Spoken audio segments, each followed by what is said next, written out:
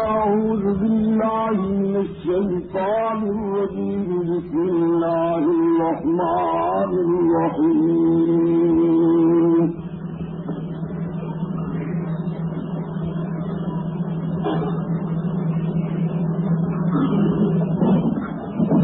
والذي أرسل رسوله بالهدى ودين الحق ليظهره على الدين كله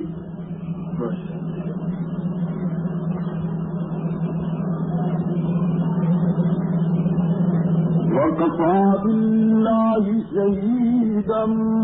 محمد رسول الله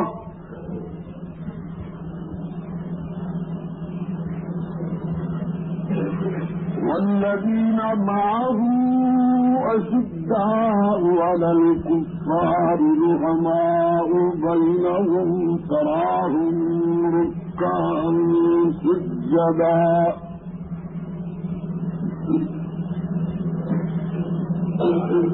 يبتغون فضلا من الله ورضوانا سيماهم في وجوههم من أثر السجود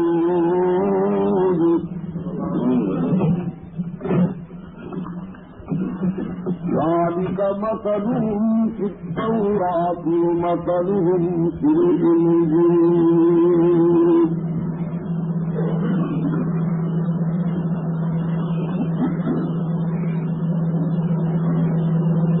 صدق الله مولانا العظيم ونحن على ذلك لمن الشاهدين والشاكرين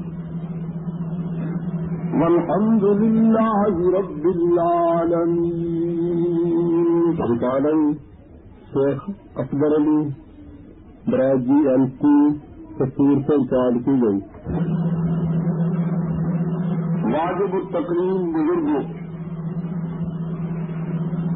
اور یہ قدر دوستوں، ارشاد باری تعالی ہے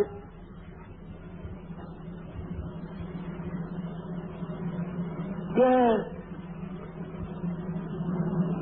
یہ انسانیت پر میرا احسان ہے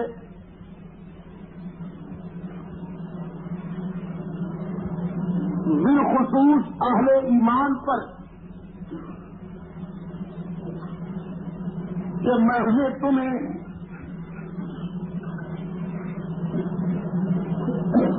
محمد عربی جیسا لیڈر عطا کیا.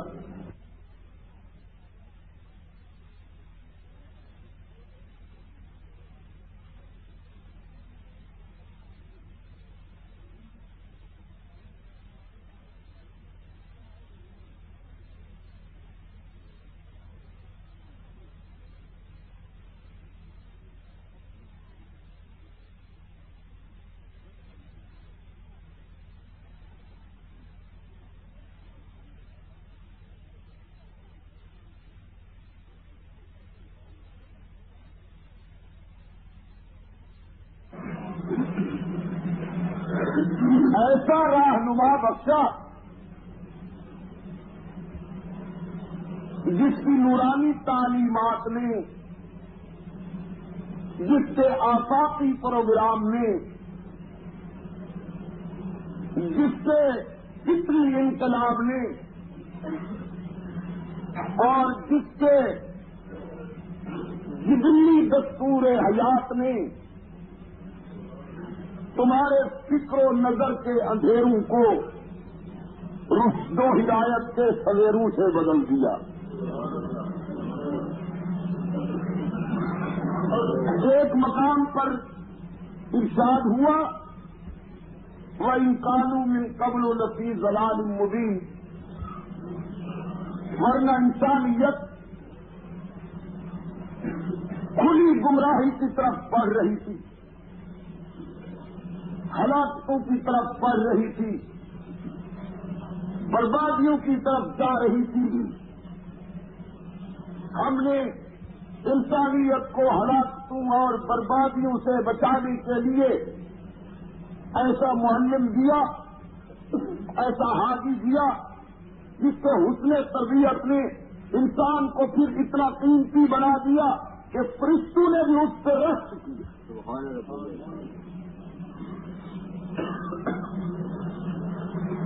سوال پیدا ہوتا ہے کہ وہ کون سی ہلاکتیں اور بربادیاں تھیں ہلاکتوں کی طرف بڑھ رہی تھی, بربادیوں کی طرف جا رہی تھی.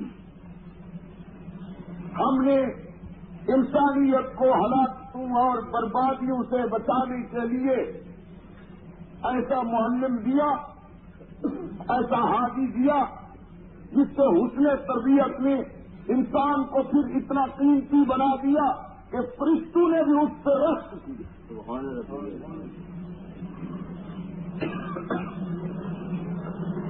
سوال پیدا ہوتا ہے کہ وہ کون سی ہلاکتیں اور بربادیاں تھیں جن سے انقلاب مستقبل نے ہمیں, وہ کون سی علامتیں تھیں, وہ کون سی عدالتیں تھیں, وہ کون سے اعلان تھے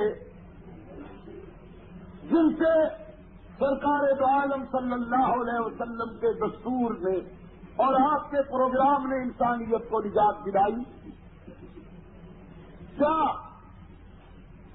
حضور کی شریعت طاہرہ کے نفاذ سے پہلے انسان کو روٹی نہیں ملتی تھی؟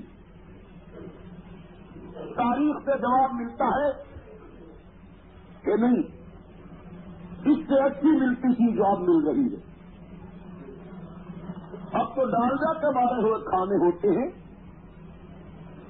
اور اس وقت بھونا ہوا گوشت کھاتے تھے, ملاوٹ سے پاک غذا ملتی تھی انہیں, صحت کا یہ عالم تھا کہ ان کی عمر, ان کا ثواب اس دور کے مقابلے میں کہیں زیادہ. تو کیا پھر مکان میسر نہیں تھے؟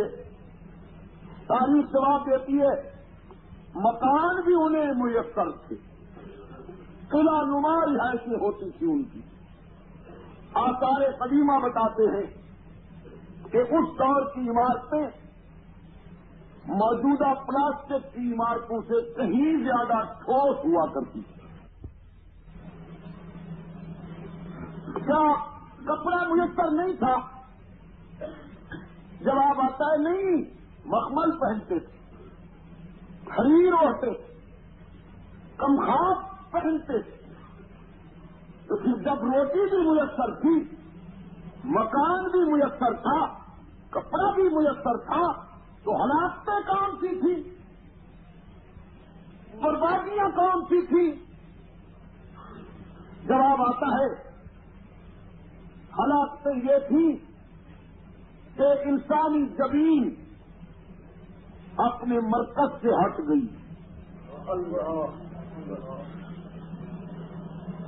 آوارگی کا شکار ہو چکی تھی. قصور والوں ذرا خدا را آج ذوق لطیف لے کے بیٹھو, بڑی کھلی باتیں ہیں. جیسا کہ ہمدانی صاحب ابھی کہہ رہے تھے, اسپیکر کی اجازت نہیں ملی, ایک رائی کے برابر بھی گرانی نہیں طبیعت سے, بخدا, بلکہ خوشی ہے.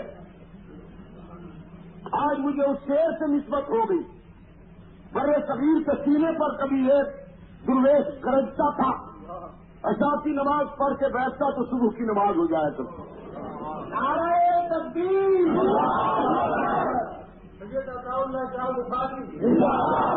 پہچانا آپ. رات تھک ہار کر رخصت ہو جاتی تھی, لیکن محمد کا ہدی خان نہیں تھکتا تھا.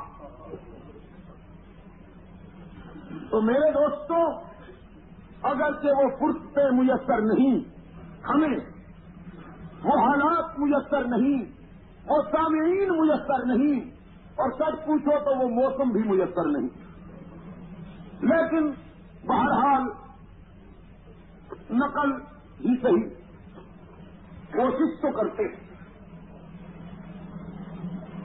तो सबसे पहली हलाकत इंसान की जमीन अपना मरकज छोड़ चुकी थी।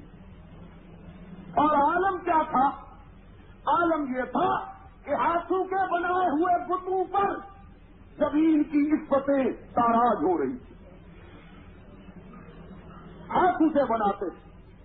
हदीस पाक में आता है, मिठाई बनाते थे मुशरिकीन और उस पे जब चांदी का वरक लगाते वो चमकने लगती।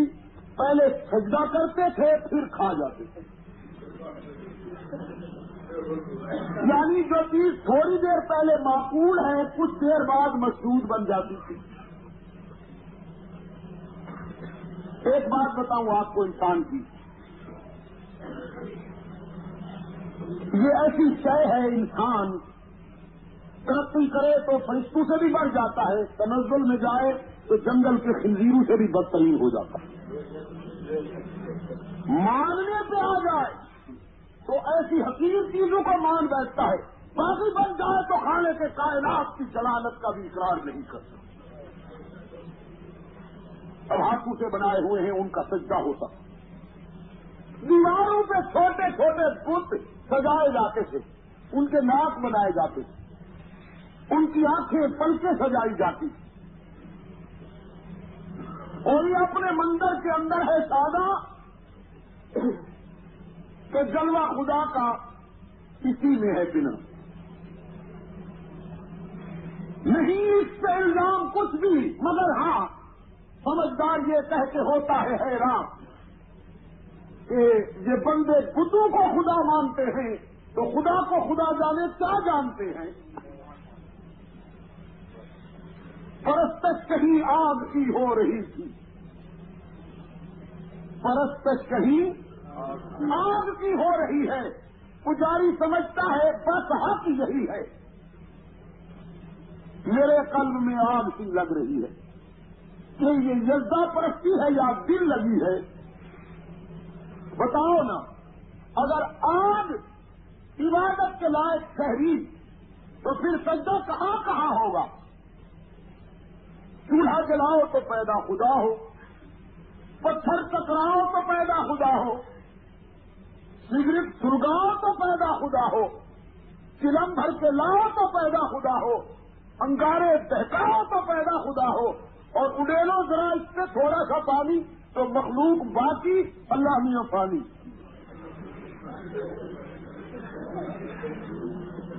इसलिए अक्ल सलीम को एतराज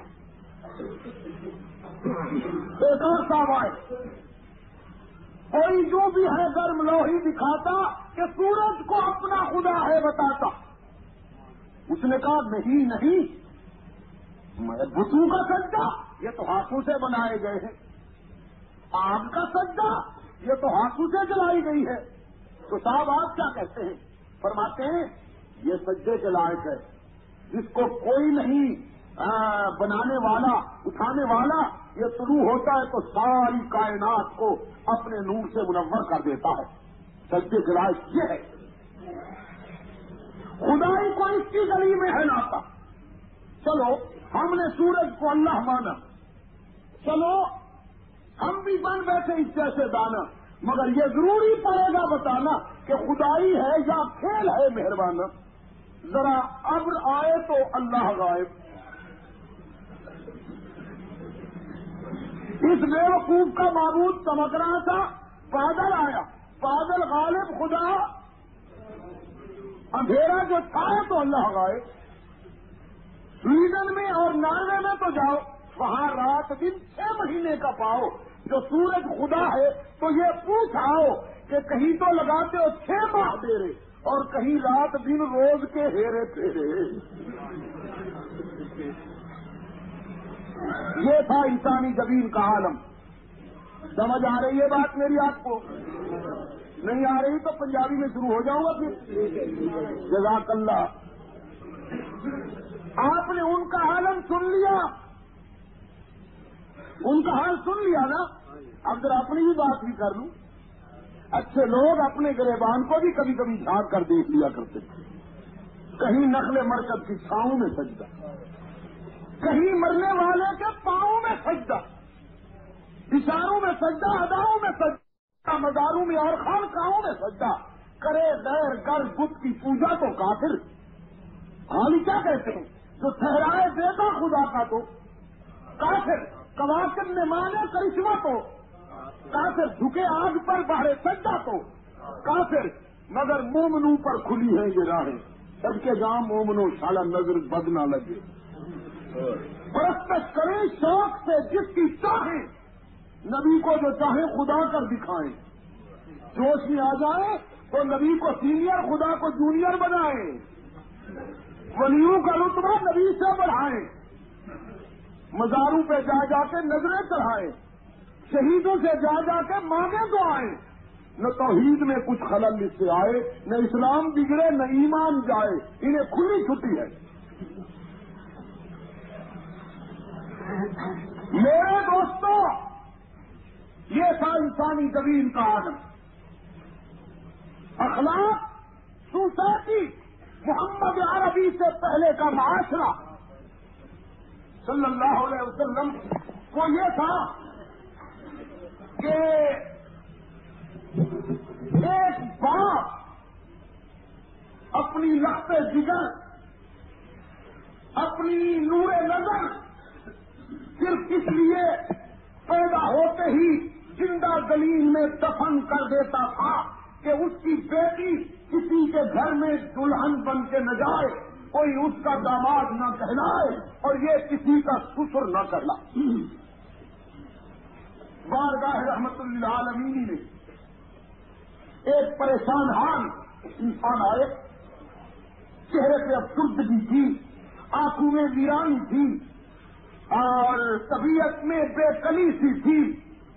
نگاہ رحمت للعالمین نے محسوس فرمایا اور نگاہوں میں پروردگار عالم کے محبوب نے پوچھا کہ کیا بات ہے، گھبرائے ہوئے کیوں ہو؟ اب کیا حضور دعا کا بھکاری بن کے آیا ہوں، درخواست کرتا ہوں آپ میرے لیے دعا کریں، زمانے کفر میں ایک غلطی ہو گئی تھی، ستا رہی ہے اس کی یاد، آپ دعا کر دیں گے تو میرا بیڑا پار ہو جائے گا۔ پیغمبر مسکرائے، حضور نے فرمایا خامخواہ گھبراتے ہو، تمہیں پتہ نہیں ہے کہ زمانے کفر کے سیاہدار اسلام کا آب حیات ہو ڈالتا ہے۔ وہ سامنے جب آ گئے تو سب گرے جاتے رہے، تم نے جب اسلام قبول کر لیا تو زمانے کفر کی خطائیں ختم۔ مگر وہ عرض کرتا ہے کہ حضور جرم ہی ایسا سنگین ہے کہ میرے دل پہ گرانی ہے، بوجھ ہے۔ آقا نے فرمایا پھر ذرا بتاؤ وہ جرم کیا ہے؟ اور حضور جرم یہ ہے کہ میں ایک طویل سفر سے لوٹ کر گھر آیا، ایک طویل سفر سے لوٹ کر گھر آیا، میں نے آ کر بیوی سے پوچھا کہ میں جب جا رہا تھا تو تم امید سے تھی، ہمارے گھر میں بچہ ہونے والا تھا، تو پھر وہ کیا ہوا؟ حسب معمول ہماری قومی روایات کے مطابق میری بیوی نے کہا لڑکی پیدا ہوئی تھی، اسے دفن کر دیا گیا تھا، وہ ٹھکانے لگا دی گئی۔ لیکن میرے آقا ایک دن میرے آنگن میں ایک بچی آئی اور اس بچی نے جب باتیں کی، کچھ دنوں کے بعد آئی یا کچھ سالوں کے بعد آئی، اس بچی کو دیکھ کر اس کے خرابوں میں اتنی کشش تھی، اس کی باتوں میں اتنی جاذبیت تھی کہ میں اسے دیکھ کر بے قرار ہو کر اپنی بیوی سے کہنے لگا وہ کتنے خوش نصیب والدین ہیں جن کو یہ چاند کی بچی ملی ہوئی ہے، یہ تو اندلیب خوشنوا بن کر ان کے گھر میں چہکتی ہوگی، ان کے آنگن میں تو خوشیاں ہوں۔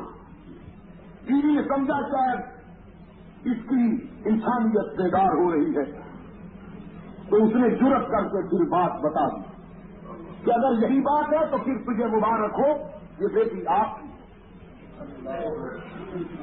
آپ کے چلے جانے کے بعد یہ پیدا ہوئی تھی اور اس کا چہرہ دیکھ کر میری مامتا نے گوارا نہ کیا تھا کہ اسے زندہ درگور کرا دوں۔ لیکن تیرے ڈر سے میں نے اسے اپنی بہن کے گھر رکھا ہوا ہے، اس کی وہاں پرورش ہوئی۔ کہنے لگا حضور وہی بچی جس کے متعلق چند ساتھ پہلے، چند لمحے پہلے میں یہ سوچ رہا تھا کہ اے کاش یہ میری بچی ہے، جب مجھے پتا چلا کہ یہ میری ہے تو میں نے وہی فیصلہ کر لیا کہ یہ سورج غروب نہیں ہوگا، اس کی زندگی کا سورج غروب کر دیا جائے گا۔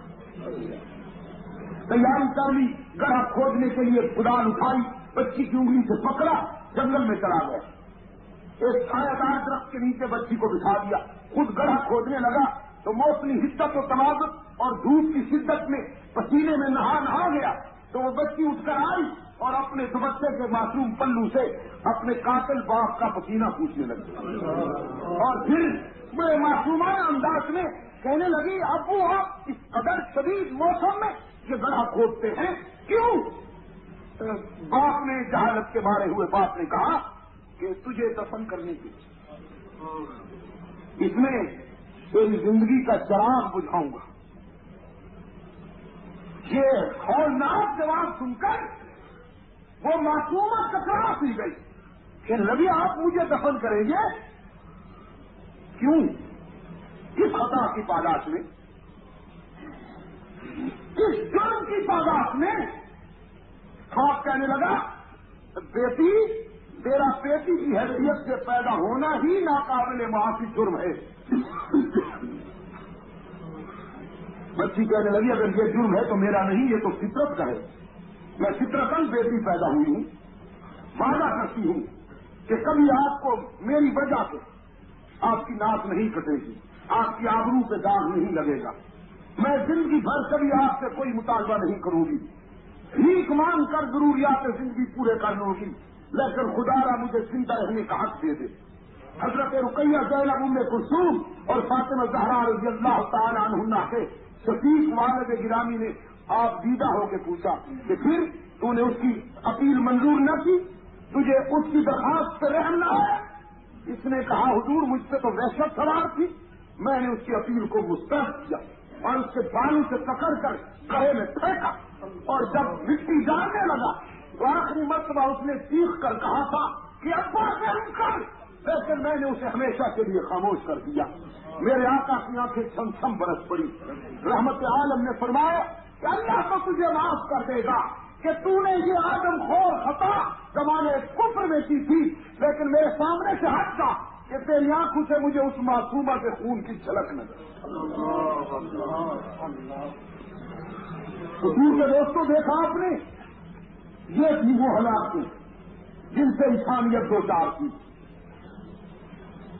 اور میں کہا کرتا ہوں اپنی بہنوں سے، بیٹیوں سے، ماؤں سے، افسوس کہ آج میری آواز ان تک نہیں پہنچ رہی، لیکن کچھ ٹیپ ریکارڈ آئے ہوئے ان کے ذریعے شاید پہنچ جائے، میں کہا کرتا ہوں میری بہنوں اور بیٹیوں، ماؤں، تم تو اگر شکر میں اپنی زمین گھسا دو نا اللہ کی بارگاہ میں تو پھر بھی تم شکریہ ادا نہیں کرتے۔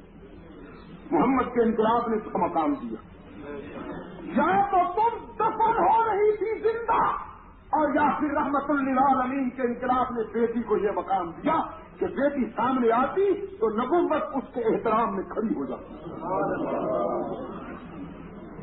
مجھے بتاؤ نا کہ دنیا کے کسی دستور میں، دنیا کے کسی نظام میں عورت کو یہ مقام ملا ہو؟ یہ مغربی دنیا کے حسنیت سیکھتے ہیں کہ یہ عورت بڑی مظلوم جنس ہے، اس کے حقوق بحال کرنے چاہیے، ٹھیک ہے حقوق بحال کرنے چاہیے، لیکن پیسے جیسے تم نے کر رکھے ہیں، تو ٹکے کی صابن کی ٹکیاں بیچنی ہو تو عورت کی تصویر اوپر، مارکس بیچنی ہو تو عورت کی تصویر اوپر، ہاں، اور جانو اونٹ بیچنے ہوں تو تم نے چمڑے کے جوتے پر بھی عورت کو، یعنی اپنی ماں کی تصویر دی، تم نے تو اسے بکاؤ مال بنایا، منڈی کی جنس بنائی۔ محمد عربی کے نظام نے عورت کو یہ مقام دیا کہ جب عورت بیٹی ہے تو اس کے سر پہ عصمت کی چادر رکھی، جب عورت بہن ہے تو اس کے سر پہ عصمت کی چادر رکھی، عورت جب بیوی ہے تو اس کے دامن میں وفا کے ہیرے رکھے، عورت جب ماں بنتی ہے تو اس کے قدموں میں جنت رکھی۔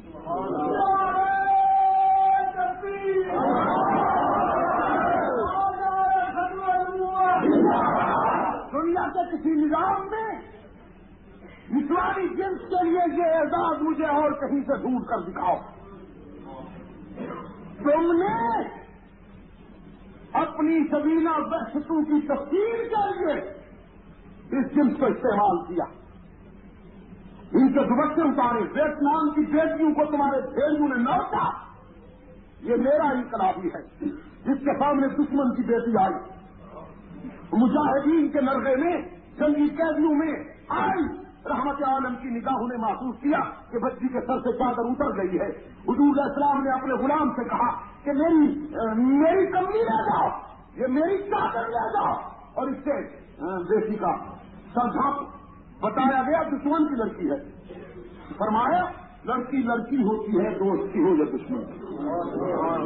میری غیرت کا تقاضا ہے کہ جیسے میری فاطمہ کا سر کبھی رہنا نہ ہو, میں چاہتا ہوں کہ میرے دشمن کی بیٹی کا سر بھی کبھی رہنا نہ ہو. یہ مبارک آرائی نہیں واللہ العظیم. یہ حضور سے ہماری غلامی اور عقیدت کی وجہ سے یہ دعویٰ نہیں, تاریخ کی ناقابل تردید حقیقتیں ہیں. تو میرے دوستوں, یہ تھا انسانی اخلاق اور سوسائٹی. میں جھلک دکھاؤں گا, تفصیل میں جاؤں تو رات یہیں گزر جائے.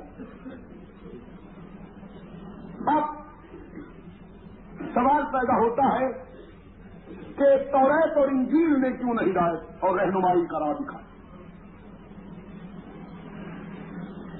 تو عزیز دوستوں, عیسائیوں اور یہودیوں نے اللہ کی ان کتابوں کا حلیہ ہی بدل ڈالا. انہوں نے اپنے جذبات کے مطابق عقیدے کی نوک پلٹ سنبھالی. سنو, عقیدہ وہ نہیں جو فرش پہ بنے, عقیدہ عرش سے اترتا ہے, وحی کے نور سے سنورتا ہے اور آفاقی ہوا کرتا ہے. جو فرش پہ بنائے جائے وہ عقیدہ نہیں ہوتا. انہوں نے, یہودیوں اور عیسائیوں نے جو عقیدہ بنایا خود ساختہ, قرآن پاک نے اس کی ایک جھلک دکھائی. فرمایا بسم اللہ الرحمن الرحیم. وقالت اليهود عزير ابن الله وقالت النصارى المسيح ابن الله. بدبخت یہودیوں نے اللہ کے پیغمبر حضرت عزیر علیہ السلام سے بے تکی محبت کی اور انہیں خدا کا بیٹا کہا. عیسائیوں نے بھی جب دیکھا کہ یہودیوں کا پیغمبر خدا کا بیٹا کہلایا تو پھر ہم کسی سے پیچھے کیوں رہے. انہوں نے بھی دعویٰ کر دیا کہ ہمارا پیغمبر بھی خدا کا بیٹا ہے. قصور کے دوستوں, یہ انہوں نے انبیاء سے محبت کی وجہ سے یہ دعویٰ کیا یا عداوت کی وجہ سے؟ محبت کی. عداوت ہوتی تو مانتے ہی نہ. مانا تو صحیح مگر بے تجھے انداز. عرض کرتی ہے مولا ہم کس منہ سے تیرے آستانے پہ آئے, دامن میں تو ایک بھی خوبی نہیں, ایک بھی نیکی نہیں. جواب آتا ہے میں نے کب کہا کہ خوبیاں لے کر آؤ, میں نے کب کہا کہ محاسن اور نیکیاں جمع کر کے لاؤ. میری بھی تو پیشکش یہی ہے کہ گناہ جمع کر کے لاؤ, خطاؤں کے انبار لاؤ. جس حد تک تمہاری کمزوریاں لاؤ, میں اپنی جلالت کی قسم کھا کے کہتا ہوں کہ تمہاری خطاؤں سے دگنی رحمت لے کر انتظار کر رہا ہوں. اور ادھر حضرت نوح علیہ السلام غیرت کا پہاڑ اور کرتے ہیں میرے اللہ یہ نمک حرام اب باقی رہنے کے قابل نہیں, مٹ جانے کے قابل ہے. اس لیے کہ اللہ کا انتظار ہوں یوں دل ہوں عبادت ولا يلدوا الا فاجرا كفارا. اگر یہ باقی رہے تو تیری آنے والی مخلوق کو بھی گمراہ کریں گے. ان کی نسلوں سے بھی میں مایوس ہوں، بس مٹائیے اس گندی جنس کو۔ اللہ کریم نے فرمایا میرے پیغمبر تو تیاری فرمائیے، سیلاب آ رہا۔ کیا کہا؟ سیلاب کا عذاب اللہ کی پسندیدہ قوموں پر نہیں آیا کرتا، مغضوب قوموں پر آیا کرتا، نافرمانوں پر۔ تو اللہ یہ سیلاب تو آ رہا ہے، لیکن یہ درویش جو حمایت کر رہے ہیں میری اور جن کی زمین صرف تیرے ہی در پہ جھکتی ہے، ان کا کیا بنے گا؟ اللہ کریم نے فرمایا اتنا ہی آپ ان کے لیے کشتی بنائیے، سفینہ تیار کیجیے۔ میرے اللہ بناؤں تو صحیح، مگر یہ قوم مجھے بنانے دے گی کیسے؟ یہ تو میری بات سننا گوارا نہیں کرتی، سفینہ کیسے بنانے دیں گے؟ اللہ کریم نے فرمایا ہم خود نگرانی کریں گے، آپ ہماری نگرانی میں سفینہ تیار کیجیے۔ حضرت نوح علیہ السلام سفینہ بنا رہے ہیں، کشتی تیار کروا رہے ہیں، دنیا میں سب سے پہلی تیار ہونے والی کشتی، زمین کے سینے پر پہلا بیڑا جو حضرت نوح علیہ السلام کے ہاتھوں سے تیار ہوئی۔ پیغمبر اپنے اللہ کی ہدایت کے مطابق سفینہ بناتا ہے، اور ادھر دنیا صرف کے وڈیرے وہ قریب گزرتے ہیں نا، تو ساخر مل مذاق کرتے ہیں کہ مولوی کا اور تو کوئی حربہ کامیاب نہیں ہوا، اب کشتیاں بنانا شروع کر۔ ہمیں ڈراتا ہے، دھمکاتا ہے کہ یہاں پانی آئے گا۔ کبھی باپ دادے نے بھی یہاں پانی کی ایک بوند نہ دیکھی۔ طوفان کیسے آ سکتا ہے، سیلاب کیسے آ سکتا ہے؟ باتیں سے بابا افسانے ہیں۔ کشتی تیار ہو گئی، حضرت نوح علیہ السلام نے بیڑا تیار کر لیا، اور تیار کر کے بیڑا حضرت نوح علیہ السلام رات کو اپنے معمولات میں مشغول، اور ادھر سارے مشرکین جو تھے باغی، انہوں نے ایک منصوبہ تیار کر کے آئے اور پیغمبر کی کشتی میں غلاظت کی۔ ساری رات وہ یہ عوامی خدمت کرتے رہے۔ صبح ہوئی تو پیغمبر نے آ کے کشتی کو دیکھا، غلاظت میں اٹی ہوئی۔ عرض کیا میرے اللہ، تو نے تو نگرانی کی اور حفاظت کا وعدہ فرمایا تھا، یہ دیکھ، اور پھر میں اکیلا اس کشتی کو صاف کیسے کر سکتا ہوں؟ اللہ کریم نے فرمایا میرے پیغمبر کس نے کہا آپ کو کہ صاف کیجیے؟ تو پھر اللہ میاں کون کرے گا؟ رب کائنات نے فرمایا جن ظالموں نے خراب کیا اگر انہی کے ہاتھوں سے صاف نہ کراؤں تو مجھے اپنا وارث نہ کہنا۔ آپ جائیے آرام فرمائیے۔ حضرت نوح علیہ السلام گھر واپس، قوم رات کو سوئی تو بس بات آ گئی۔ خدا کا عذاب مسلط تو اکثر رات کو ہوتا ہے 1-2 بجے کے قریب، اور فرش کی دیواری میں ہر شخص مبتلا ہو گیا، جسم پہ زخم پھوٹا، صبح اٹھے تو ہر شخص سے خون بہ رہا ہے۔ کشتی کے کنارے بیٹھ کر غلاظت کر رہا تھا، چکر آیا تو اندر جا پڑا، گوتا آ گیا، ہائے کر کے اٹھا، پانی کی طرف لپکا، جا کے غسل کیا، اور جب نہا چکا تو دیکھا جسم پہ زخم کے کوئی آثار ہی نہیں، بالکل ٹھیک۔ کہتا ہے تو بڑی اچھی ہے، اب بھاگا اونچے مکان کی طرف، اونچی جگہ آ گیا اور وہاں جا کے کھڑے ہو کے کہتا حضرات ایک ضروری اعلان سنیے، بلا قیمت دوا مٹی کی حکیم کے پاس جانے کی ضرورت نہیں، یہاں آ کے غوطے لگاتے جاؤ، ٹھیک ٹھاک ہوتے۔ تجربہ چھڑتا ہی کرنے لگا مجھے دیکھ۔ علامہ عماد الدین ابن کثیر رحمۃ اللہ علیہ لکھتے ہیں کہ اب قطار لگ گئی امیدواروں کی۔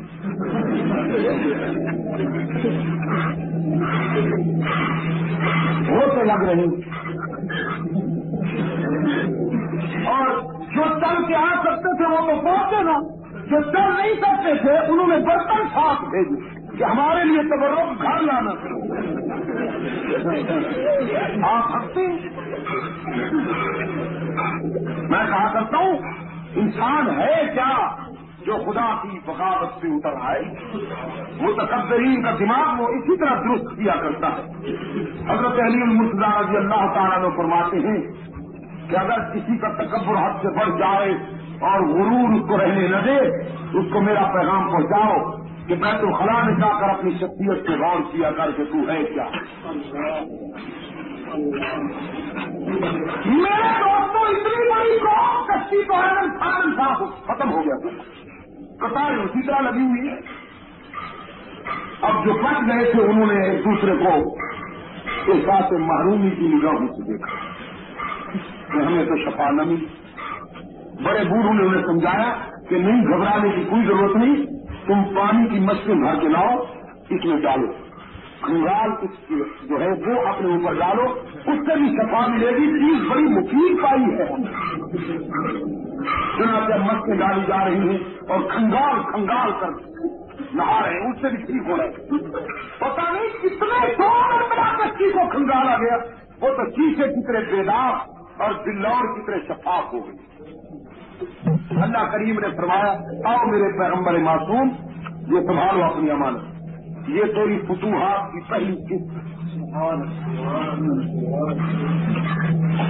قرآن پاک نے اطلاع دی وہی تجریبہم فی موج کالجبال، آ گیا خدا کا عذاب اور طوفان کی خونخوار لہروں کے سینے پر پیغمبر کا سفینہ پہاڑ کی طرح پرسکون نظر آتا ہے۔ موجیں ٹکرا رہی ہیں مگر سفینے میں کوئی حرکت نہیں ہے۔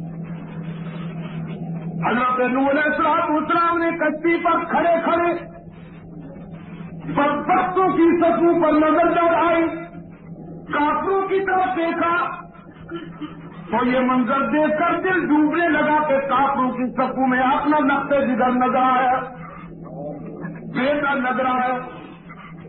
حضرت نوح علیہ السلام نے فکری محبت میں سرچار ہو کر ندا دی کہ یا بنیا ارکب معنا ولا تکن مع الکافرین،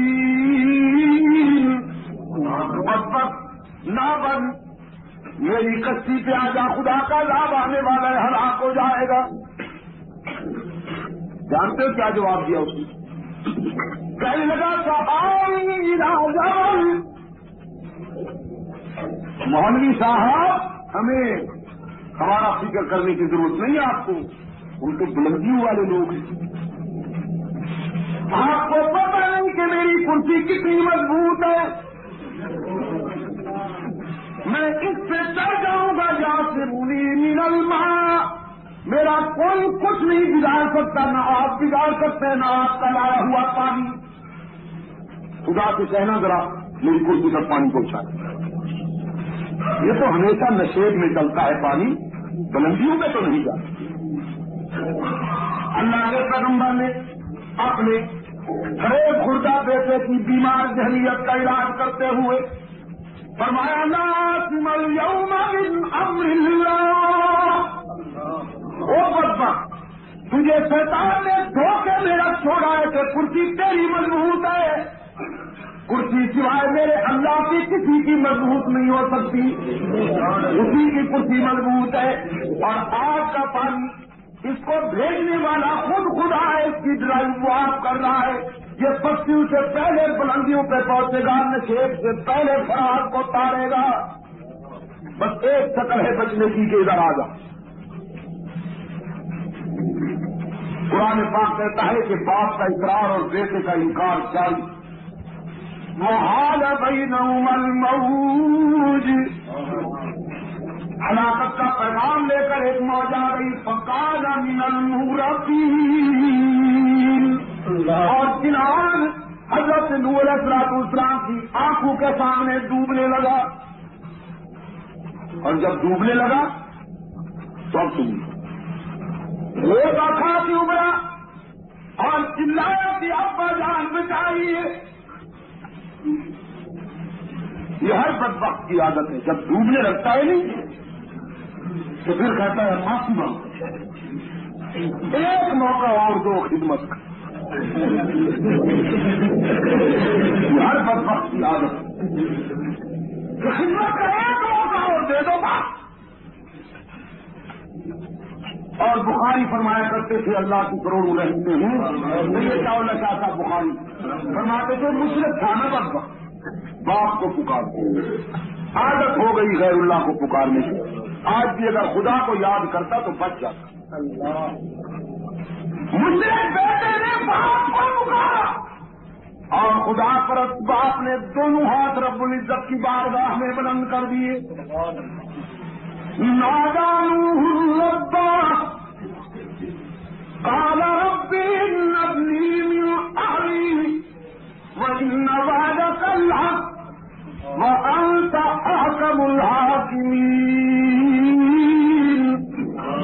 हज़रत नूह अलैहिस्सलाम ने अल्लाह की बारगाह में अपील की कि मेरे माबूद तेरा वादा था कि मेरी आल में से किसी को हलाक नहीं करेगा।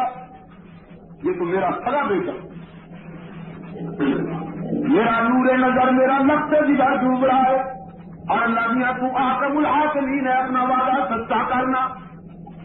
रब्बे कायनात ने फरमाया जिब्राइल मेरे पैगंबर की निदा खत्म न होने पाए कि मेरा नक्श जवाब पहले पहुंच जाए।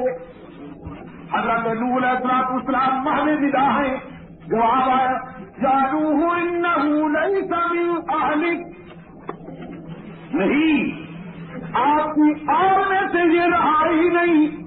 अल्लाह मियां क्यों? मेरी बीवी ने जन्म दिया, मेरी गोद में खेला, मेरे आंगन में परवरिश पाई, मेरा खून मेरा लुत्फा क्यों मेरी आल में से नहीं?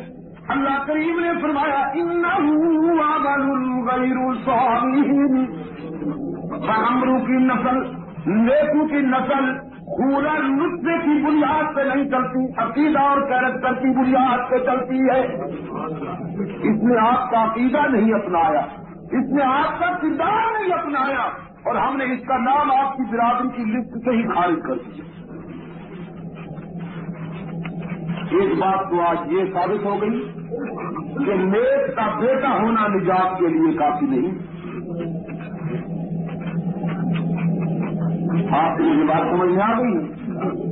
हजरत नूह अलैहिस्सलाम का बेटा जहन्नम में जा रहा है, इब्राहिम अलैहिस्सलाम का बाप जहन्नम में जा रहा है, हजरत आसिया का शौहर फिरौन जहन्नम में जा रहा है, हजरत लूत की बीवी जहन्नम में जा रही है, मोहम्मद के चचे जहन्नम में जा रहे हैं, और हसन से बसरा बिलाल बस है बदरू,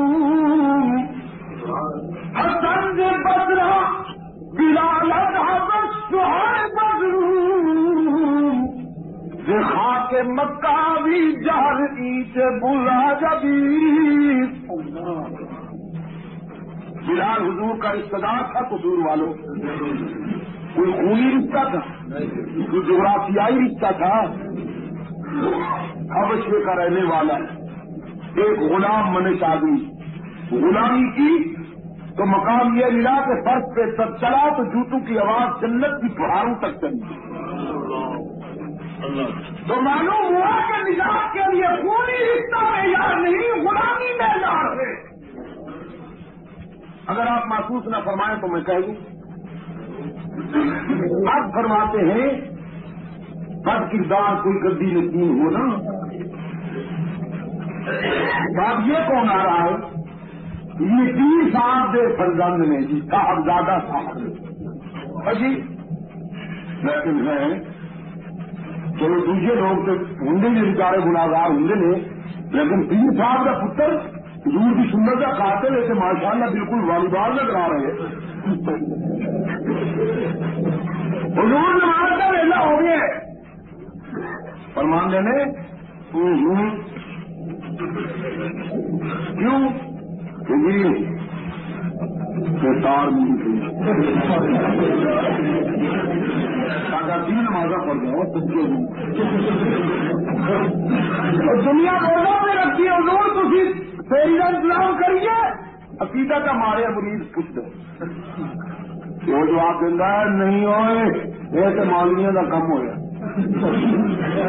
جی جونیئر پولیس ہے انہوں کا پرائمری درجے ابھی سے پہنچے لوگ یہ پہنچے نہیں خیر نہ گورنمنٹ کے خلاف کلندر سب کچھ کر سکتے ہمیں ان تکلفات میں پڑھنے کی کیا ضرورت ہے. ہم تو بہت حضرت عبد القادر گیلانی رحمۃ اللہ سب کہو رحمۃ اللہ. خدا کی قسم کہیں آپ ان باتوں سے یہ نہ سمجھ لیں کہ ہم بدبخت ہیں اور بزرگوں کے سر سے دور ہے. ایسی بات نہیں ہے. میں تو کہتا ہوں بزرگوں کے تو ہم غلام ہیں, گرگوں کے مخالف. بزرگ جن کی زندگی میں پیغمبر کی سیرت کی حکمرانی نظر آئے, ان کے پاؤں کی خاک لاؤ تو میں آنکھوں کا سرما بناؤں, ان کا جوتا لاؤ تو میں اپنا سر کا تاج بناؤں. لیکن یہ فرادی جنس فراڈ اینڈ کمپنی لمیٹڈ اس کو نہیں مانوں گا میں, اس کو کبھی نہیں مانوں گا. عبد القادر جیلانی محبوب سبحانی رحمت اللہ تعالی علیہ نماز کے لیے وضو فرما رہے, سامنے کی آواز عبد القادر بس آپ پہنچے ہوئے ہوں گے, چھوڑیے وضو اور نمازیں, بس ہم نے جو دیکھنا تھا آپ کو دیکھ لیا, آئندہ آپ کو نمازوں کی کوئی ضرورت نہیں, ہم نے آپ کو جہاں پہنچانا تھا پہنچا دیا. محبوب سبحانی رحمۃ اللہ علیہ نے جب یہ سنا تو جانتے ہو کیا کہا؟ لا حول ولا قوت الا باللہ العلی العظیم. مسٹر جانتا ہوں کچھ میرے آقا کو آخر وقت تک نماز معاف نہ ہوئی. حاجی حسین کا سر تو سجدے میں کرے اور سعید مدینہ عثمان غنی تلاوت قرآن میں جان دے, اور میں پہنچا ہوا ہو گیا ہوں. شیطان کو تو لکھا ہے کہ پھر وہ اپنے اصلی روپ میں آ گئے. شیطان اپنی اصلی شکل میں آ کر کہنے لگا تو کہا گئے آج 70 ظاہر صوفیوں کا ایمان لوٹ کے آ رہا ہوں اسی طرح, تجھے تیرا علم مبارک ہو تو بچ گئے. 70 ظاہر صوفیوں کو میں نے یہی کہا تو وہ میرے کھمبے لے آ, لیکن تجھے تیرے علم نے بتا لیا. حضرت عبد القادر جیلانی رحمۃ اللہ علیہ فرماتے سن لا حول ولا قوت الا باللہ. بھائی ماننا اجے تو ہم نے تو باز نہیں آیا, تو میں نے ایک بات کرنا چاہیے کہ میں نے علم نے بچایا, خدا نے نہیں بچایا. نہیں کہ خدا نہ بچایا تو علم بھی کم نہیں ہو, میں میرے اللہ نے بچایا. ہم تو بابا ان اکابر کے غلام ہیں جن کے اٹھنے میں بیٹھنے میں, جن کے کھانے میں پینے میں, جن کے ہنسنے میں رونے میں, جن کی اندرون خانہ بیرون خانہ زندگی میں, جن کی ابرو کے ایک ایک ادا میں محمد کی سنت کی جھلک نظر آئے, یہ اللہ والے ہیں. چاہے ان کے تعویذ سے بھینس دودھ زیادہ دے یا نہ دے, جی چاہے ان کے تعویذ سے دکان زیادہ چلے یا نہ چلے, مگر جن کی زندگی میں رسول اللہ کا اسوہ حسنہ اور پیغمبر کی غلامی نظر آئے, ہمارا وہ سردار ہے اور ہم اس کے نوکر ہیں, ہم اس کے خادم ہیں.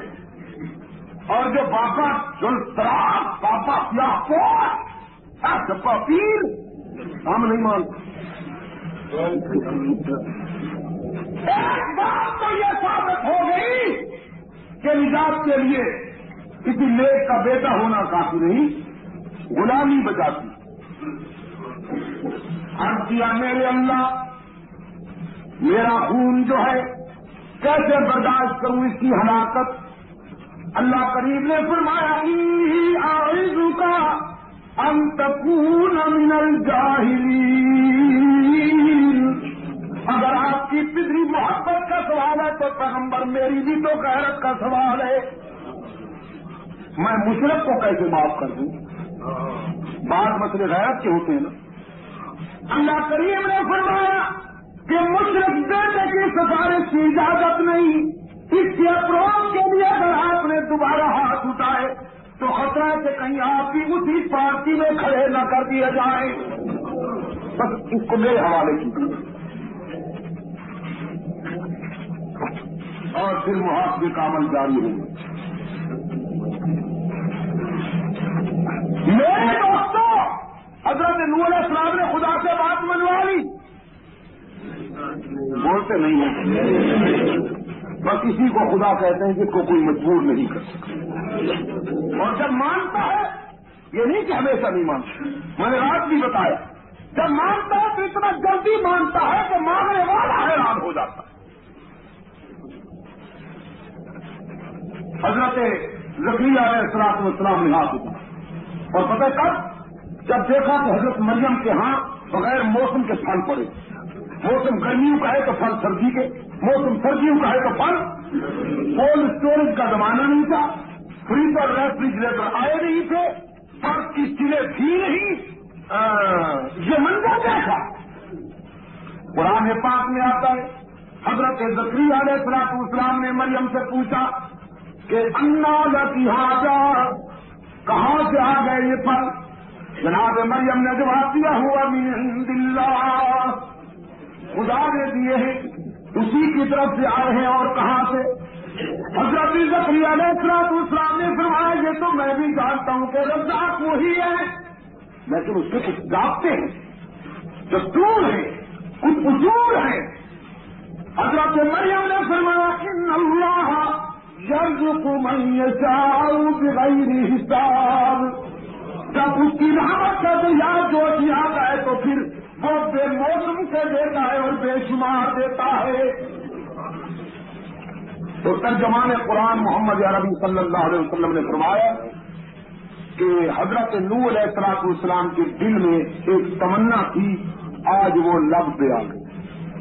اس سے پہلے کبھی وہ تمنا لب پہ نہیں آئی. ہنالی کا دعا زکریا ربا. اب حضرت زکریا علیہ السلام نے بڑھاپے میں کانپتے ہوئے ہاتھوں کو اللہ کی بارگاہ میں بلند کیا. اور اب سنیے، قال رب هب لي من لدنك ذرية طيبة. عرض کیا میرے اللہ، آج تک بیٹا نہیں مانگا، لیکن آج اگر مریم کو بغیر موسم کے پھل دے سکتا ہے تو مجھے بھی دہی میں بیٹا عطا کر. مانگ لیا اور فیصلہ کر لیا کہ جب تک جواب نہیں آئے گا دعا ختم نہیں کروں گا. اللہ کریم نے جبرائیل کو حکم دیا کہ آج جاؤ، اکیلے بھی نہیں، پورا وقت لے جاؤ فرشتوں کو، اور ذرا پہنچو بھی جلدی، میرے پیغمبر کی دعا ختم نہ ہو کہ جواب پہنچے. فنادت الملائکہ وهو قائم يصلي في المحراب ان الله يبشرك بيحيى مصدقا بكلمات من الله وسيدا وحصورا ونبيا من الصالحين. جواب آ گیا کہ اے زکریا، خدا قدوس کے ہاں آپ کی دعا سر سے قبولیت سے نوازی گئی، بیٹا آ رہا، اور بیٹا خدا کا پیغمبر بن کر آ رہا ہے، پاک دامن ہو کر آ رہا ہے. جس کی پاک دامنی کا یہ عالم ہوگا کہ اس کی تر دامنی پر خدا کے فرشتے بھی وضو کرنا فخر سمجھیں گے. اور اب قصور والوں، زکریا علیہ السلام نے دعا کی تھی، اللہ کی طرف سے قبولیت کا اعلان ہو گیا. اب سنو، ہم کرتے ہیں اللہ یقول لی غلام، میرے اللہ میں نے بیٹا مانگ لیا، تو نے دینے کا اعلان کر دیا، لیکن ذرا مجھے بتا تو صحیح کہ ہوگا کیسے؟ کیوں؟ اس لیے کہ وقت بلغنی الکبر، میں بڑھاپے کی منزل کو پار کیا اور میری بھی آخرہ ہے، بچے جننے کے قابل ہی نہیں. اللہ کریم نے فرمایا پیغمبر مانگتے بھی خود ہو، حیران بھی خود ہوتے ہو، ہم نے دینا ہے کسی اور نے تو نہیں. ہاں یہ کوئی ہٹے گھٹے کی منت تو نہیں کہ ضائع کری جائے گی، یہ تو میں نے دینا ہے. اور جب میں نے دینا ہے تو سزائی یہ کیوں آئے گا؟ اس لیے کہ آگا چاہیے یقول له کن فیکون۔ جب ہم کوئی بات کرنے کا فیصلہ کر لیا کرتے تو کن کہتے ہو جاتی ہے۔ یہ دیکھو نا، کن کہا تو آسمان پھٹ گیا، کن کہا تو زمین پھیل گئی، کن کہا تو ستارے چمکنے لگے، کن کہا تو سورج کا دامن کرنوں سے بھر گیا، کن کہا تو چاند کو چاندنی ملی، کن کہا تو گلشن مہکنے لگے، کن کہا تو بجلیاں چمکنے لگی، کن کہا تو سبزے لہکنے لگے، کن کہا تو پرندے چہکنے لگے، کن کہا تو بادلوں کے قافلے رواں دواں ہو گئے، کن کہا تو سمندر معظم ہو گئے، کن کہا تو دریاؤں کو بہاؤ ملا، کن کہا تو شاخوں کو جھکاؤ ملا، کن کہا تو طوفانوں کو جوش ملا، کن کہا اللہ اکبر تو سمندروں کو خروش ملا، کن کہا تو سبھا کو لطافت ملی، کن کہا تو سرسر کو شوخیاں ملی، کن کہا تو حوروں کو حسن ملا، کن کہا تو فرشتوں کو تقدس مل گیا، کن کہا تو جنت پھٹ گئی، کن کہا تو عرش کو رفعتیں مل گئی، اب کن کہوں گا تو تجھے بڑھاپے میں بیٹا بھی مل جائے۔ نعرہ تکبیر! جب میں نے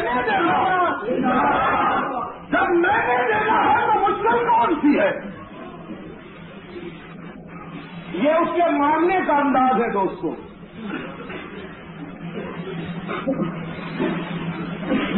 ہوتے کیوں ہے؟ مارا ہے کسی نے؟ جی ہاں مارا ہے حضور۔ کس نے؟ ماں نے۔